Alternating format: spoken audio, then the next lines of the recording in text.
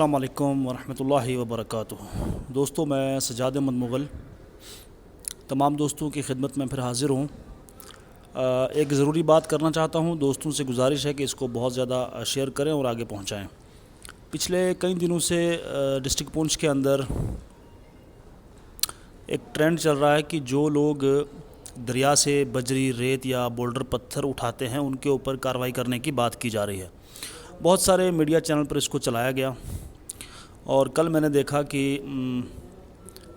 کچھ لوگوں کے فوٹو تصویریں وائرل ہوئی کہ جن کے ٹریکٹر کے جو ٹائر تھے ان کی ہوا نکالی گئی، پولیس موقع پر پہنچی اور بہت ساری چیزیں دیکھنے کو ملی۔ آپ نے دیکھا ہوگا سوشل میڈیا پر۔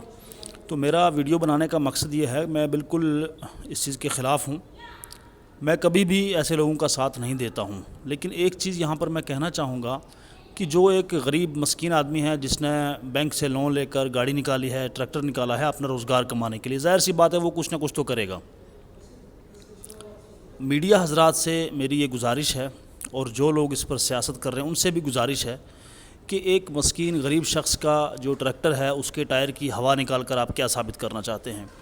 آپ ان لوگوں کو کیوں نہیں پکڑتے کہ جو بہت بڑے بڑے مافیا ہیں، جنہوں نے کریشر لگائے ہوئے ہیں، 3-4 کریشر وہاں پر لگے ہوئے ہیں ہمارے علاقے میں، آپ سب جانتے ہیں کہ وہ کہاں کہاں پر ہیں اور کس کس کے ہیں، مجھے بتانے کی ضرورت نہیں ہے۔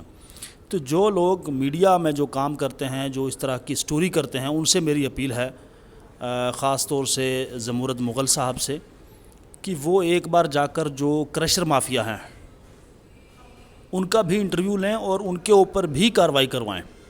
وہاں پر بھی پولیس کو لے کر جائیں ساتھ میں اور ان کا بھی انٹرویو کریں، کیا ان کے پاس کوئی لیگل ڈاکومنٹس ہیں، کس طرح سے انہوں نے یہ کریشر لگائے اور کیا چل رہا ہے یہ سب۔